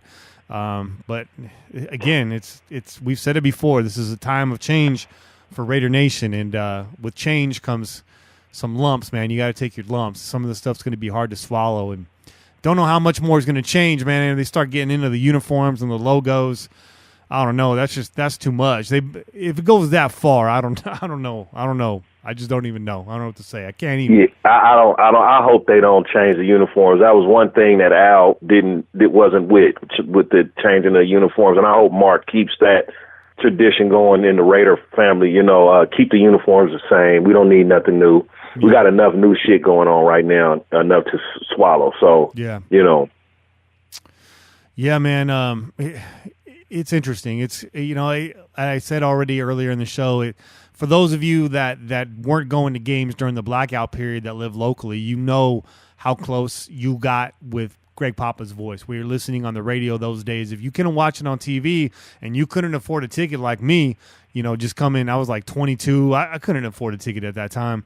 And, I was going to some games, but for a while there, I didn't go to a Raiders game for a long time, and they weren't on my television, and I had to listen to them on the radio. And, he could definitely give you goosebumps. Greg Papa had that kind of voice. He had that kind of talent. A lot of people are very critical of him. I think you need to separate Greg Papa, the radio guy, like the 95.7, the game, afternoon drive guy. You got to separate that Greg Papa from the booth Greg Papa. I think they're very different skill sets. And I think, I like to listen to him on the radio, but I feel like he shines in the booth. People tell me he's getting names wrong and he's all over the place. I'm not hearing that, man. I'm not hearing that either. That's a tough job to have. People are going to make mistakes, but, man, the amount of detail and the story and the backstories Papa gives you during a game broadcast, you're just not going to get that with Musburger, man. No, he lets you know where everybody's on the field. He lets you know the pre-snap. He's really good in pre-snap. His color might not be as good, but his pre-snap is good. His post-snap is good. So, the thing is we get it. We as Bay Area fans that do listen to 95.7 The Game, and those of you that listen on the internet, when you listen to Greg Pop in the afternoon and after the games, you get a little bit of extra added from that because he did broadcast the game. So, and he was close to the team. So he had a lot of inside information that you could gather, a little bit more intriguing information that you might want to hear other than just the normal or the people that just cover the team, So that he's going to be missed. He's going to be missed. And I guess just like with everything else, we got to move on. Yeah. Yeah, absolutely. Got to move on. You definitely know players ain't texting Musburger and having conversations with him off the air like they did with Papa. So all that insight and all that is going to be gone. But maybe that's something that Lincoln can bring to the broadcast, man. I'm real proud. A recurring guest on the show. Thanks to you, Cain, a guy that we've gotten to meet at the tailgate, definitely in touch with the fans. Humble dude. Fantastic player. He's done a tremendous job on the sideline. Chalk Talk with Lincoln Kennedy on YouTube. You can check that out. And now he's got a shot at being the color commentator. I think that's the bright side about this. Much love to Tom Flores. What I'm going to say is a little bit controversial, but I think if anyone was making mistakes on the broadcast, it was Tom. I kind of felt at times he couldn't keep up with Greg. And all respect to Tom Flores, man. You're a Raiders great. But I think Lincoln is probably an upgrade there. I would have really loved to hear Lincoln Kennedy alongside Greg Papa. That would have been cool. Yeah, I think age and alcohol played a little part in Tom's broadcasting. But you know what? He's a Raider. Yeah. And it is what it is, But you're right. If anybody was making mistakes, it was Flores. Absolutely, yeah. Yeah, absolutely. But it's again, we got to move on. So hopefully Link can inject some energy into that broadcast. And some people are saying that Musburger's a stopgap, and if that's true, hopefully Link is not. Hopefully Link stays for the course.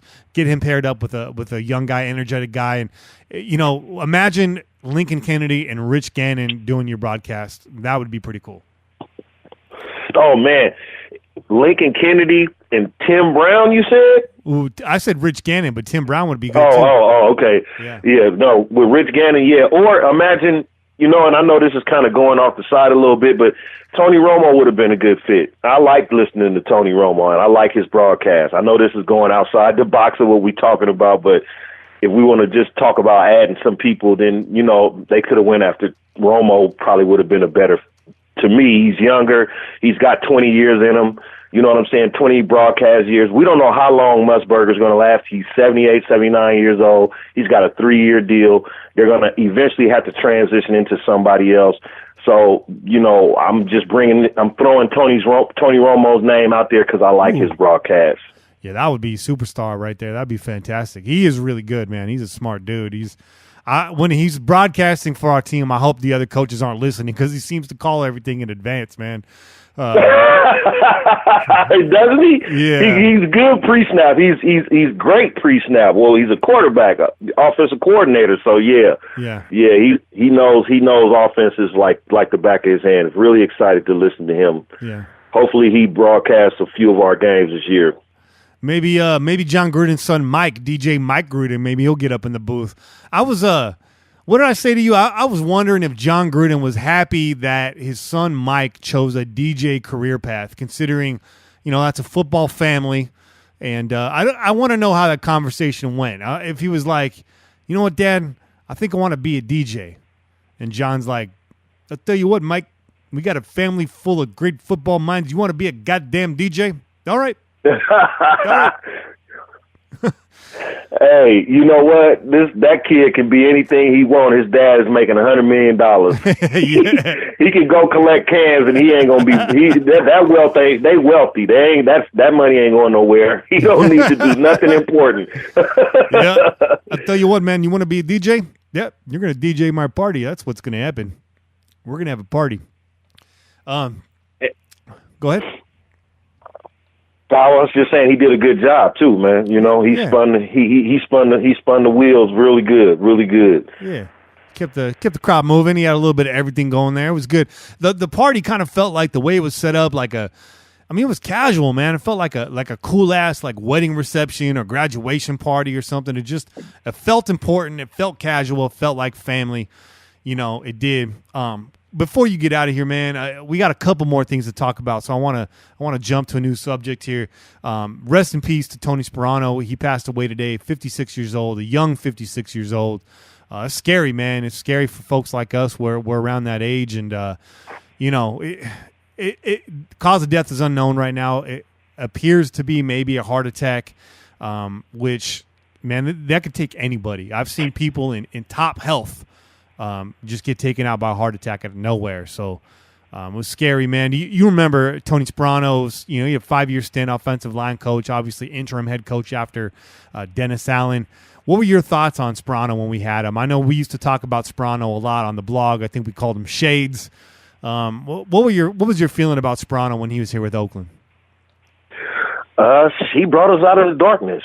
When they fired Dennis Allen, and we went through 10 weeks without winning a game, and he got us our first victory after 10 weeks of no victories. Yeah, we were in shambles that year. And I was looking at a locker room video, and he looked like he had the team's attention. He looks like he was the man while he was here for the short period of time. But if you're asking me, he brought us out of the dark. He was a part of bringing us out of the darkness. Yeah, he was a part of that reemergence there, getting Carr his first win there in Kansas City and moving on and eventually handing the reins over to Jack Del Rio. Fans will remember him as the guy that buried the football, but he's the guy that reinstilled faith in this team. And I'm not talking about the fan base. I'm talking about the players. These guys kept losing week after week after week, yet never did it look like they gave up, right? They just kept on fighting until they finally got over the hump, and then Jack took it from there until the train wreck that was 2017. But, yeah, man, Sperano was a part of that changing of the guard. So hats off to you, Sperano. Much love to the Sperano family. Tony seemed like a tremendous dude. He's getting a lot of love from players on Twitter today. So really hard to see a guy like that go out. Such a big heart. Once a Raider, always a Raider, man. Once a Raider, always a Raider. And then last, we finally get to start talking about some football, man. We're just a few weeks away from football, preseason football, watered-down football, but football nonetheless. You get to see Jon Gruden on the sideline, and it looks like they had a player visit today. They had Bashan Breeland come in, formerly of the Cincinnati Bengals, a guy we talked about during the free agency run here. He had previously signed a pretty big deal. I think it was with the Carolina Panthers. I could be wrong there. And then didn't pass physical, so he got waived on, and now he's back in good health, and he's making his rounds. So he's visiting with us today and tomorrow. Then he's off to visit the Chiefs, who are desperately hurting for a corner. What do you think, man? You think what are the odds of Breeland landing in the silver and black? Well, did he play under Paul Gunther? Yes, he did. Oh well, we might have a big advantage there. These players they don't like, they like the same. They kind of, if you play, I'll give you an example. Donald Penn said one of the reasons he came to the Raiders was because of Tony Sperano. So being that Paul Gunther was a defensive coordinator in Cincinnati, hopefully that gives us a leg up on Kansas City as far as signing Breeland. Yeah. Yeah, I would hope so. And I think there's guys that we've wanted once they get in the building, they don't get out of the building. So we're going to find out, I would think, by tomorrow afternoon if Breeland is going to be an Oakland Raider. This is a guy that I wanted. I thought at the time we can get him less for TJ Carey. I think his skill set's different than Carey. But at that point you got Melvin, Conley, and Breeland. I know he did well on the outside last year. 3 years prior to that, he didn't do well on the outside, but he excelled in the slot. He's a bigger dude. It would be pretty cool to see a trio out there of Breeland, Conley, and Melvin. That would definitely shore up our secondary and give us some much-needed help on the outside there. Absolutely. But don't count out Nick Nelson. Oh, right. Don't count out the young draft pick. If he comes back healthy from the knee injury, he can be good. He could be formidable, more than good. He can be great. He's a good cornerback. I watched him play in college. The only question is his knee. If he comes back from the injury, we may not need. I mean that may be something a point where they look at like, okay, too much money, we got Nelson. So let's just hope this guy don't get money bags on us. Right. And, the thing that's kind of a head scratcher about this, and Jon Gruden and McKenzie alluded to this on Friday, is they're trying to figure out a way to get Mac back here. And I don't know that signing a guy like Breeland is a part of the plan of signing Mac. And I said a few weeks ago on the show, to much controversy, that Mac wouldn't be signing a deal this year. I got blasted for it on Reddit, on my own website, on Twitter. People are like, you don't have sources. Who are you, Kenny Stable? You ain't got no sources. Look, I got a source. It's a good source. I checked it out with another source. Seems to ring true. Here we are talking to guys like Breeland. Mac is still waiting in the wings. What's going on, man? Are you nervous about Khalil Mack yet? No, I'm not. I'm not nervous. This is how contract talks negotiations go. There's two other guys out there that haven't signed deals yet that are in that same bracket as Mac. And they all three know they haven't signed, and the first one that signs is going to end up with the less amount of money. So this is a waiting game.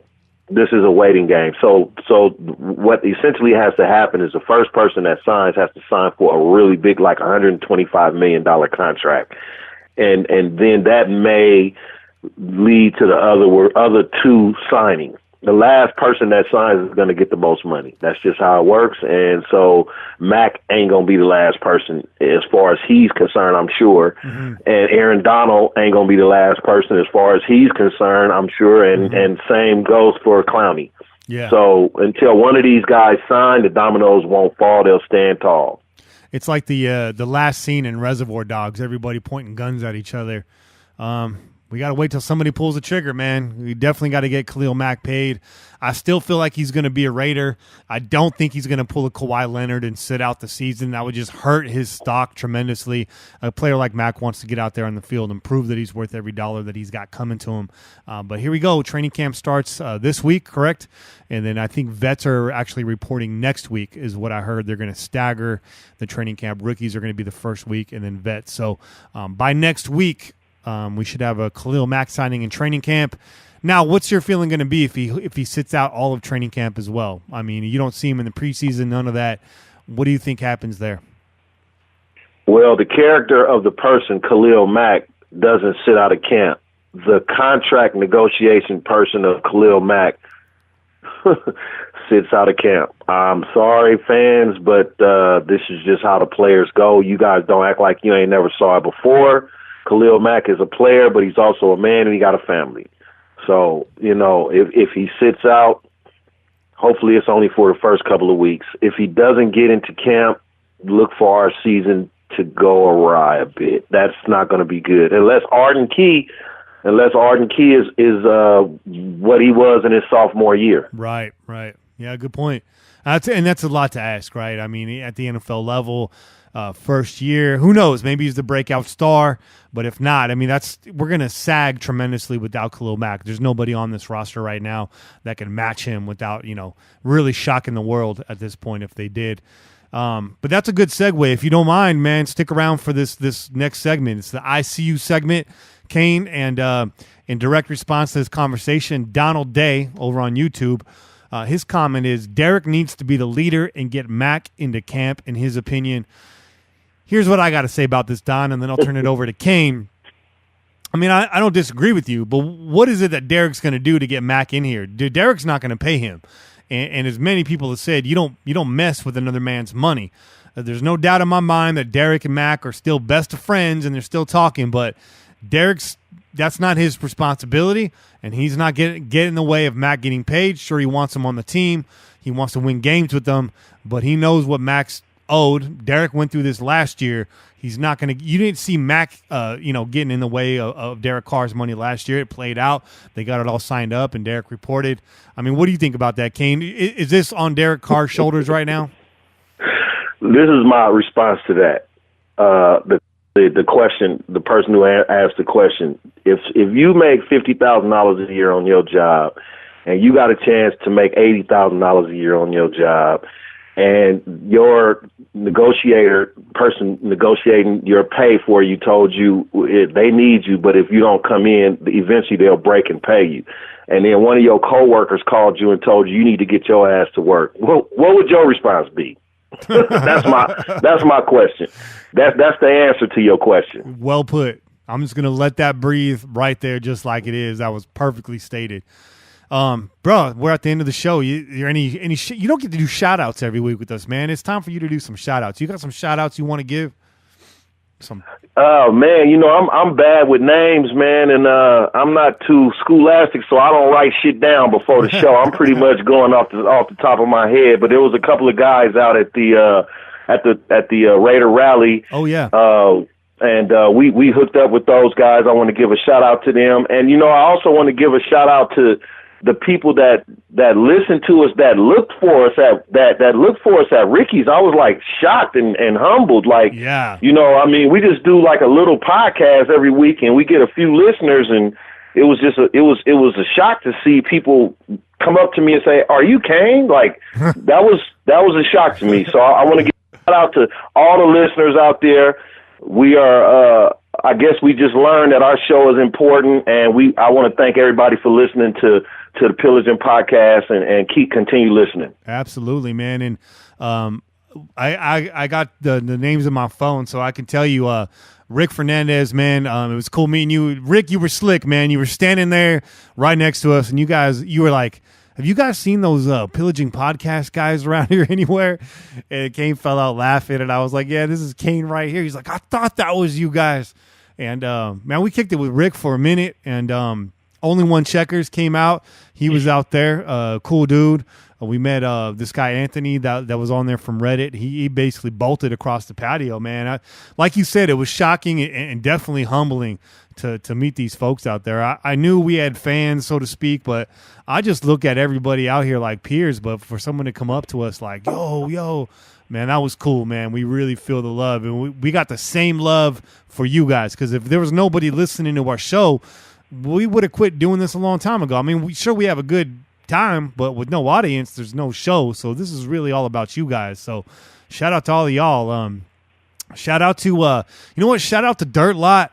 Shout out to IR Johnny, and shout out to Friskies. The three of you have made some real big contributions and donations this past month. There's been some other donations coming in too, and I don't have the list in front of me, but because of all of you in the last month, we pretty much have the funds we need to put together our tailgate broadcasting kit. All I'm waiting on right now is some graphics we're waiting on from Chase Brother. So we're going to get that going. And when you see us out there in the tailgate doing the thing, you guys bought that. You guys made that happen. So shout out to you for sure. And, man. Shout out to Toby Zambetti. Absolutely, man. Toby Zambetti. For holding down the spot. Silver and Black 666, dude. He's on Twitter now as Toby Zambetti. You can follow him. You can find him through Cain's profile at Cain MT6. Let's get you to 1,000 followers, Cain. Everybody that's listening to the show that's not following Cain yet, shame on you. You should be following him.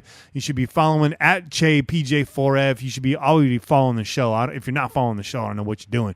But make sure you follow those cats. Follow Toby, man. He got there at 7 o'clock in the morning to hold a spot that, in hindsight, didn't need to be held, but better safe than sorry. We thought. Now that's Raider fandom right there. That's Raider fandom right there. Toby lives in the South Bay. I'm not going to say what city. He lives in the South Bay, far from San Leandro, a good hour and a half drive. Yeah. And he was there at 7 a.m. Props out to my boy Toby, for real. Yes, sir. Yeah, so Toby was holding it down. I was like, who's there, man? He's like, just me. And I was like, wow.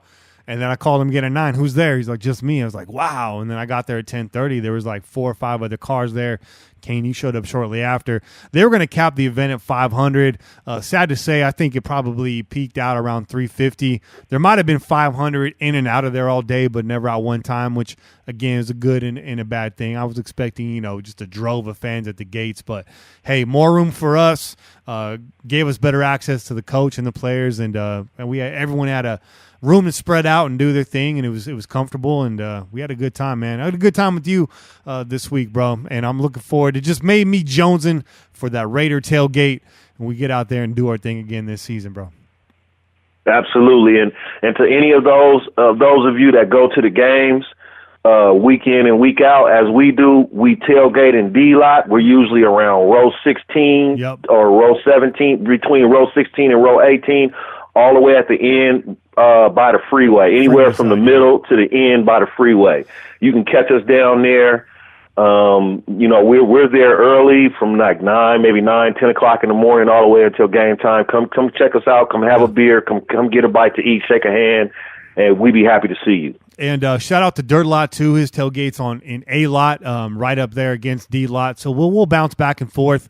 I don't know how many games Dirt's going to go to this year, but out of respect to both camps, because everyone's pillagers, both camps there, we'll probably be broadcasting, setting up on the corner right there between both lots. And we're not going to do the whole entire tailgate, man. We got to get our drink on. We got to get our food on. But we'll be out there for a good hour broadcasting. So come find us between A Lot and D Lot. Follow us back. Bring something to grill. Bring something to drink. Bring something, and we'll take care of the rest, man. But we appreciate you, Raider Nation, all of you pillagers out there. We appreciate you quite a bit, man. Thanks for coming on the show this week, Cain. It was a good conversation, dog. Absolutely. It's always a pleasure. And I just want to end this segment by saying rest in peace to Greg Papa and Tom Flores. It's been a pleasure. I've been a fan for 20 years, and I wish you all the best. And I know Tom is going to still be around the Raiders. And Greg, I wish you all the best. Not in your Niners job, but in life.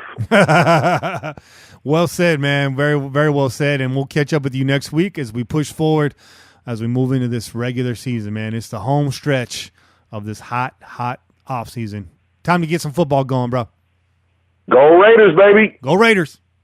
All right. Peace. Yeah, and just tremendous right there. Tremendous segment, man. And just to round out these shout-outs, I want to give a shout-out to Shauner. Shout-out to Alan Dobson. Shout-out to Dan Slayton. Again, Rick Fernandez, Checkers. Anthony out there on Reddit. Shout-out to Alex, who we met at the event. He goes by Swaggering Boisterously, now already logged in over at pj4f.com. Meloso Zacatecano. Shout out to Kevin Heyer, Edward Rodriguez, Shane Gill, Andrew Martinez, Michael Odin, L23T, Mad Max, Sean B. Shout out to TJ Laugh, Odie76, Johnny Mac, MJ LaMonica, El Plebe Juan. Shout out to Javi, who's listening at work. Javi's my coworker. Turned him on to the show. Big Raiders fan. I'll see you Monday, brother. Shout out to West Coast Defense, Torrey Paz, Gary Lee Wilson, Cheryl Burnham, Raider Neal, Ivan Rodriguez, Wolf Randolph, Big B81, Ricky Bars, Raider Arcanum, Big Bad Wayne Mabry, the Violator. Shout out to you, man. Thanks for the follow. Shout out to Sunday Silence, Haroon Ali, and the Stabler Foundation. Make sure you follow these guys on Twitter. I always tweet out the shout outs every week, so you find that tweet. Just follow all those cats. There's many more of you who I didn't get to. It's been like 3 weeks. We've had a lot of follows and a lot of new listeners file in. I'm sorry for those of you I didn't get to. Again, shout out to everybody that's made donations. It's been coming in. We're headed down the home stretch of this season. It feels good to have the account flush with some funds so we can get some stuff done, get the production value going up in this show. Hell, maybe I'll fix my air conditioner someday. But yeah, man, I just want to say thank you to everybody out there. And definitely a big shout out to Scott Odell for joining the show. And to my lady, proud of you, running that 10K, baby. And very last, but definitely not least, shout out to Che sitting at home. I know you're going to listen to this tomorrow. I hope the family's doing well, brother. I miss your face. Hopefully see you next week. Hopefully a strong recovery. And hopefully you don't get sick, man, because I know what that's like sitting in the house with the sick family, and you got to be there. I just hope that everybody recovers nicely, and I hope you had a nice trip out there in Tahoe, bro. It's a beautiful place and a good time to go there, and I'm glad to see you get out with the family, the vacation pics and all that. And shout out to the rest of you guys out there, everyone over on pj4f.com. We appreciate it. Everybody on YouTube, we appreciate it. We'll get caught up on the shout outs next week, and stay tuned. We out here. Peace. Go Raiders.